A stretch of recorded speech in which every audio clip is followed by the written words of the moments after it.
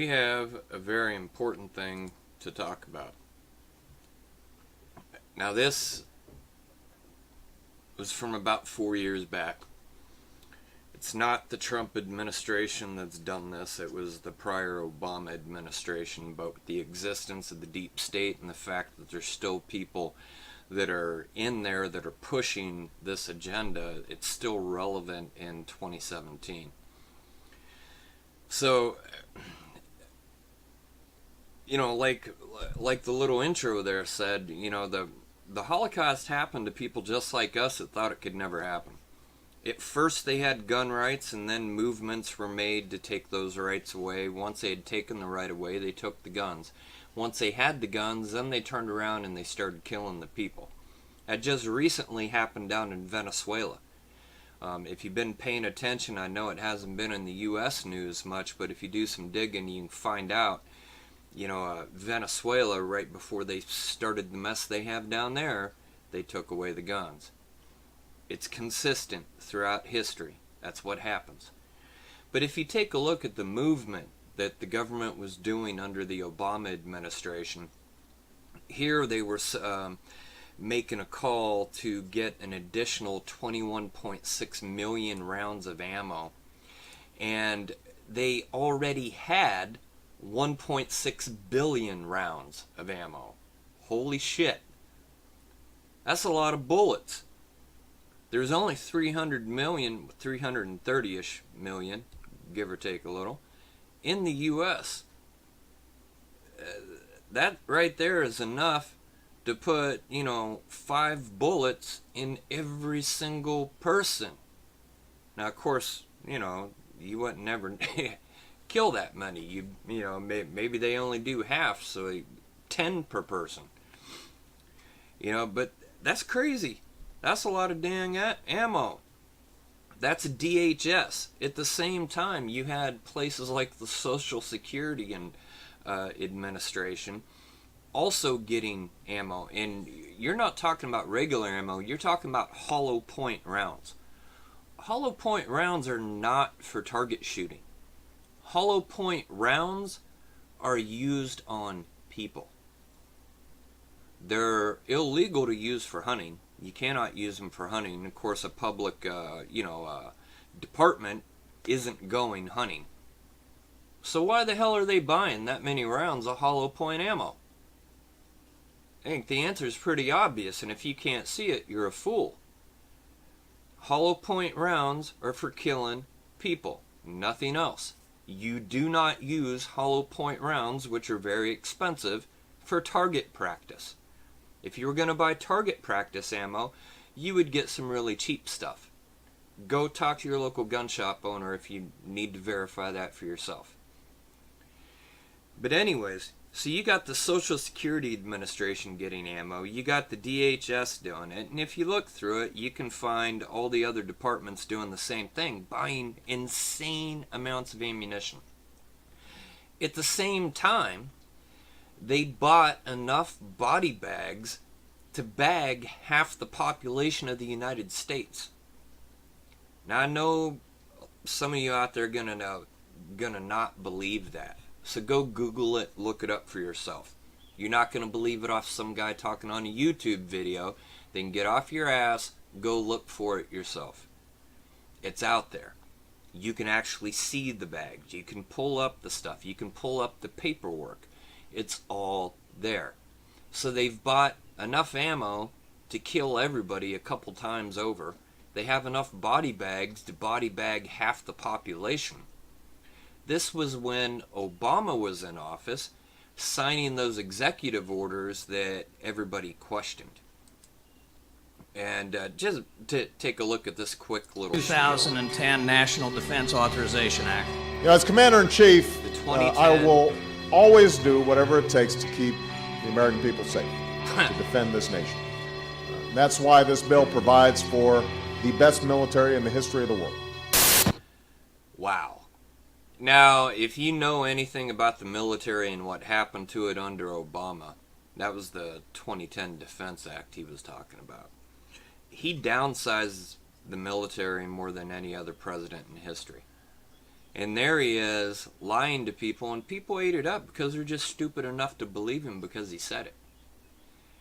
You know, that this is the best military in the world. That's what I'm doing by downsizing you. How many of you ever been laid off from a job?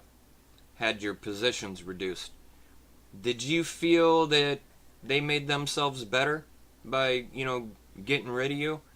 Or asking the people that remained to do 2 to 3 times the work because they cut a whole bunch of people that they really needed, but they cut them out of the workforce just to save money, to do whatever the hell else they were doing?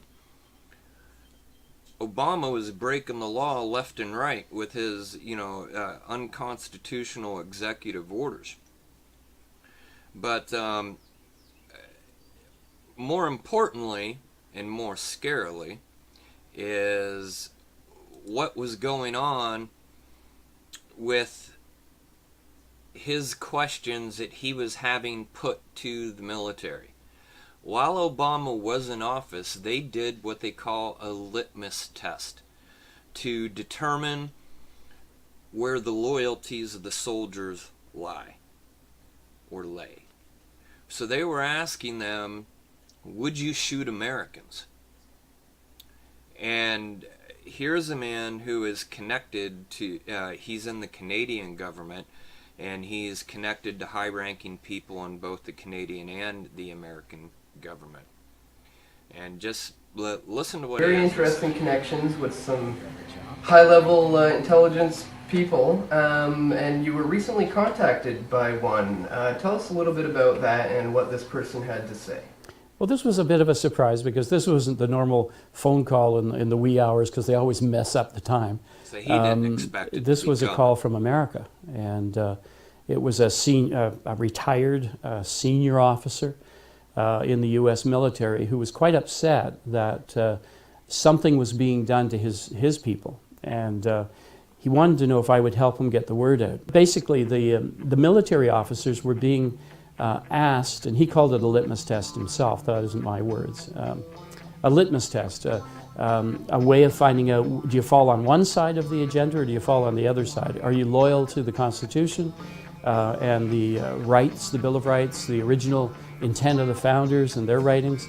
Are you there? Do you fall in that camp, or do you fall into the camp of loyalty, fealty, abeyance to Mr. Obama?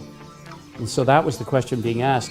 If in a scenario where you were asked to confiscate guns, and the public, in spite of their Second Amendment rights to hold and have armament, if they were refusing, and you received an order as high up as the president, the commander-in-chief of the armed forces, to take those arms, and they were refusing, if the next order was to fire on American citizens, would you do it?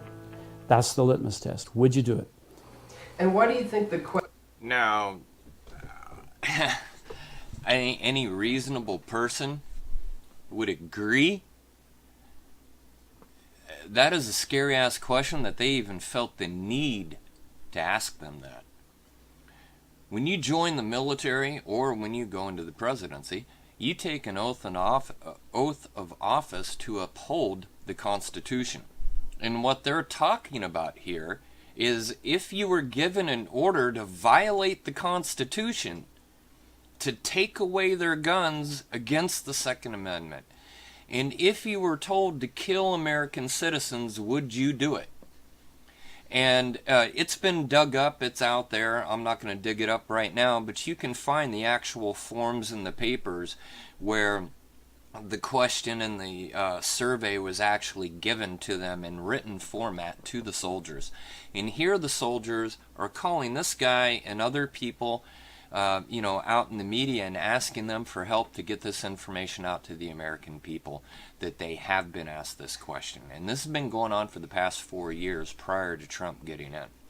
Now, pray to God, now that we have an actual constitutionalist in the White House, hopefully stuff like this will change. But there is still subversion from the deep state and from, the Soros paid and funded people to try to continue down this path. which if they do, we're going to end up in a civil war at some point. Which is why they're being asked, will you shoot Americans? And before you say, oh no, that's crazy, take a look back at the beginning of the video at the amount of ammo and all the damn body bags. Now, somebody might say, oh, well, that's just for FEMA. First off, that wasn't FEMA, although FEMA did buy their own stuff. These are other departments that are not involved in disaster preparedness. Keep that in mind. Wake up to that fact. These other departments, the Social Security Administration, all they do is give old people their damn money and their checks. Why the hell do they need 1 billion bullets? They don't even have enough security guards to give that kind of ammo to. So instead of calling people conspiracy theorists and labeling them nut jobs, why don't you wake the hell up and go out and dig into this stuff? Because you will find that the truth is scarier than the crazy ideas that you thought were nuts. You'll find out those ideas are not so crazy, and that there are reasons why the people are saying what they are. It's terrifying that they were even asked this. Now, he goes on further into the relationship between Canada and the U.S. and what would happen, because keep in mind, if something happened that martial law was declared, the Constitution no longer exists in that event. The Constitution does not matter when martial law is in effect. You no longer have those rights. That's why the people that are for that want to stir things up to where they can make that move and try to make it look legitimate. They want to take away your rights, and that's how they do it. That's why they, spurred the people on at Ferguson and whatnot, because they want an excuse to do this.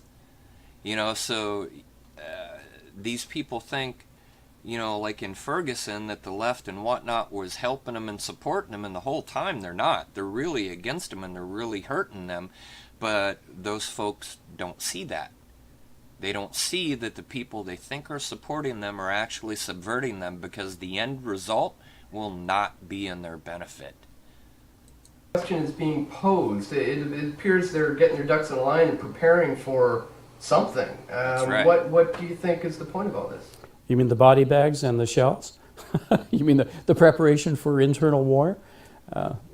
Yeah, tell us about the fact that the American government is the military's purchased, I believe it's 1.7 billion. Now, keep in mind, this guy is does high that up tie into this? in the government. In Absolutely. Well, that shouldn't shock anyone. That 1.7 billion rounds is merely to keep up with the population that have purchased the same number. I think the shock has been, for Obama and crew, is that the American public would react the way they have, given some of the moves that he's made. And I mean, they've tracked, actually when things happen. So if he's done a presidential executive order at this point in time, and the reaction has been that people have gone out en masse and bought, 1 million new guns that next week, he realizes that he's to blame for what's happened. What he didn't think was that it would continue, that every time there was a new executive order, every time there was something that caused fear out there about the loss of freedom or liberty on the part of Americans, their reaction was to go buy more guns. Go buy more guns, so there's armament, there's armor, and then there's provisioning. And so you've got this whole movement that has just gone crazy of people provisioning for an eventuality. When you see the government buying enough body bags to basically deal with half the population, you got to say, wait a minute, what's this about? Yeah, enough shells to deal with the population, 10 times 10 shots per person. You got to say, well, wait a minute, what's going on here? And there he goes. And then here in just a second, let me scoot over to it, he gets into the connection with Canada, because we have agreements with them where if something happens there, we'll go up to Canada. If something happens here, they'll come down to here. So then you're going to have a foreign army coming in. They set it up well, knowing full well what had happened with the British moving in, taking over your homes, taking over your beds, and sleeping with your wives. I mean, let's not forget, the extent to which it went under law, all of it legal. The litmus test that this gentleman referenced. Now, what he was referencing right there, in case you didn't quite catch it or in case it didn't sink in, he's saying that the reason that the founders of our country set up the Constitution the way they did, and especially with the order of the amendments, the first being free speech and free religion, and the second being the right to bear arms, and the way that all those things have been worded, that it is all specifically because of what happened in the Civil War, which people now today seem to be totally ignorant of. That the British, and remember the amendment about not having to house troops, that you're not going to have troops come into your house, that they can't do that? Well, the reason is because back in the British colonial days, when they wanted to put down the uprising here in America, their troops came in, occupied, took over the cabins, took over your family, kicked everybody out, but they'd keep the wife. They kept her in there and raped her in your own bed. So they took your house and then molested your wife, took over your family. That's why those amendments are there. And that's why they're asking the questions that they are now, because, it all goes back to the same thing. And asked me to share is a very real thing. Will you, in fact, shoot Americans if they won't give you your guns? Yeah, that's the question being asked at the highest level of military. And that question, of course, will be descending in the ranks. And the phone-in shows we've had 40 American military officers phone in and say that, in fact, yes, the litmus test is taking place. Either we've been directly witness to it and have been asked the question ourselves, or we've heard from others just slightly above us in rank who've said, you won't believe what they're asking. Considering we're That's so significant. integrated with the American military forces, and Canadian authorities are beginning to become more and more integrated with the Americans, how do you think this might affect Canadians should some type of martial law type scenario happen in the States? Well, I think you know that we'll be drawn in by virtue of treaty, by virtue of agreement, and whether it's a nudge, nudge, wink, wink handshake by the good fellas, Mr. Harper and Mr. Obama, there is an implication there for involvement one with the other. You mentioned martial law. Well, there's already an agreement in place that says if martial law is declared in one country, that the other country can be asked to send their troops into that country. How far does this go? Does there need to be an invitation? Or if martial law is declared in one country, are you in fact then able to move into the other country with troops without an invitation? How far does this go? In your opinion, is in their minds are That should people show. who may be of interest to fire upon? Yeah, well, they've identified Christians, they've identified troops coming back as, from the different wars. And of course, I have to say this, they're accurate in that, because it has to do with loyalties. Where do the loyalties lie? Christians, the loyalty lies to God. Troops coming back, they actually believe in the Constitution. They believe in the nation as a whole. They don't believe in dictatorship. They fought against that kind of stuff. So they're coming back with a different foci, and they're also a different loyalty base. Yeah, it's a changing of the guard. It's doing away with the old loyalties and bringing in the young kids who don't have those loyalties. They are now being given new loyalties and taught how to bow the knee. Obama was smart to say that returning military could be labeled as terrorists. Now, you notice what he's talking about here. And that is huge. What he is saying is that in his talks with them, Obama and his people actually identified Christians and returning soldiers as groups that would potentially resist martial law or resist an illegal executive action. So not only have they made all these movements to get the supplies that they need to deal with you, they've also already identified the groups, which is the same kind of moves that Nazi Germany was making. Now, this ain't Trump that did this. All these people out there hating on Trump. He's trying to fight these jerks. Which is why you see all the horrible things, in the news where they're trying to degrade him on a daily basis, he's trying to fight these people. He's actually got enough guts and backbone that he is trying to stand up against this for you. So they've already identified the groups, and they have the ammunition, they got body bags, they've got all kinds of supplies. And the other thing he mentioned there is that they're also trying to train the younger millennial generation to bend the knee, to be submissive.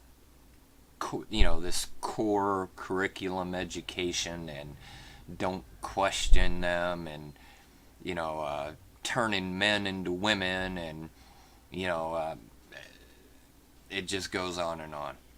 But pay attention to this last little bit. Because of all the people who have the skills, have the organizational ability, and have the inclination to protect the country, those are the very people who would be the first ones to undo everything that Obama's doing. It's for real. It's so real to my mind, that I've heard enough authority, enough people with sufficient authority, including former governors, senators, military people, admiral, general level, those people, they're all preparing.